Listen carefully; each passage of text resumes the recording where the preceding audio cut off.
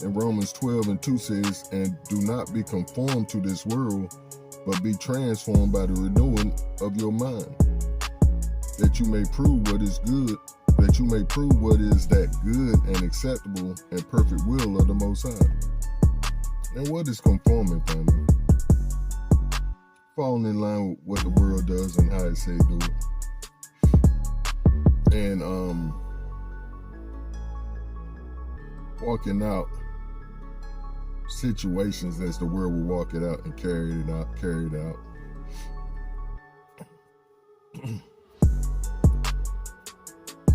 But what we're doing is tuning out the world. We're tuning out the world system and tuning into the Most High system, the Most High's kingdom, and how the kingdom says do things. And Galatians 5:16 tells us how to do that. I say then, walk in the Ruach, and you shall not fulfill the lust of the flesh. This means that when someone allows the Ruach HaKodesh to guide their actions, they will not give in to the temptations of their physical desires and sinful impulses. What a powerful script with this idea. Really, it makes the idea. And walk in the Ruach refers to living a life guided by the Ruach HaKodesh, actively seeking Yahuwah's will in all decisions, or tuning in before tuning out. You always go to Him first, family. You tune into Him before you tune in outside of Him. See, we're always going to be tuning in somewhere to someone or something. It's just how we're made up, our makeup. We're always listening and therefore reacting to what we hear. But what the Most High is telling us today, we need to actively listen to Him and react to His voice and tune out the world's voice before we tune Him out and go outside of Him and tune in to the world's voice, to what the world says. What makes us tune out the Most High's voice? The lust of the flesh. And the lust of the flesh represents desires or cravings that are purely physical and may go against Yah's teachings, like sexual immorality and or greed. Which we just experienced this week with this past holiday, where people tuned into their greed. They didn't back up off that table, and 9 times out of 10 they was eating something that was unclean.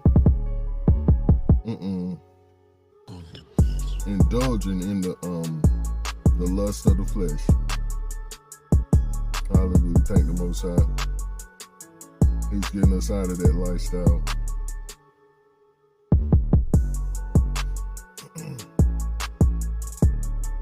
And the conflict between tuning in as opposed to tuning out. We see that in Galatians 5:16, which we just read. It highlights the eternal struggle between our natural desires, the flesh, and the guidance of the Ruach HaKodesh. It's an ongoing tug of war. However, we must keep the flesh down by resisting and controlling one's sinful desires and impulses, essentially prioritizing the Ruach over physical temptations and acting in accordance with the higher moral standards of the Most High's word, rather than giving in to base desires. And this comes by yielding to the Most High's voice every single time, whatever He says to do in every situation.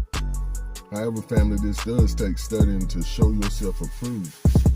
If you're not studying, when it comes to withdrawing, let's put it this way: when you're not stacking away into your Ruach account, when it comes time to withdraw from that Ruach account, you don't have no balance. So that means you need to study and put in Ruach, or spiritual, which is the Most High's word, which the text says it's alive and active. So So you need to put that inside of you, so when the Ruach reminds you of what's in you, you have power to fight. But if you don't have nothing in you, he can't remind you. The text says he'll remind you of all the things that you have been taught, in my own words. But how can he remind you of something if you're not learning about the Ruach, learning about the Most High's plan, will, and desire for your life, which is totally spelled out in his word. And Romans 8:13 says, for if you live according to the flesh, you will die. But if by the Ruach you will put to death the deeds of the body, you will live. So this is the whole key, family, is putting to death the desires of the body. Saying, no, I'm not going to do it no more. I'm not gonna. I don't want to. Get out of my face with that mess. I'm tired of that lifestyle dragging me. And it becomes a habit. And it's a must. It must become a habit. To where every time something comes up, you knock it down with the Most High's word. No, this is what the word says. I'm not lusting after that flesh. Even though she's a bad, even though that body's banging, I can't do it. I know the end result. I'm going to totally destroy her life. And that's just how it goes, because I'm outside the Most High's will, even when I approach the wrong way. Hallelujah. And we could take it into other areas, but I like to refer back to lust and sexual immorality, because that's what I was stuck in for so long. For so long. And all the time while I was in the church. Oh boy. So you see what Christianity got me as far as being delivered? Nothing. Uh-oh, am I stepping on toes? Let me twist my foot. Look, let me twist my foot down on them toes. Cause the truth. I hear you saying, Robert, that sounds all well and fine, but how do I walk this out day by day? Colossians 3:16 teaches us, just as we spoke about, let the teachings of Mashiach dwell, live inside you richly. Study to show yourself approved. And this is richly. Use all wisdom to teach and counsel each other. Sing psalms, hymns, and ruachal songs with thankfulness in your hearts to the Most High, Yahuwah. And whatever you do in word or in deed, do everything in the name of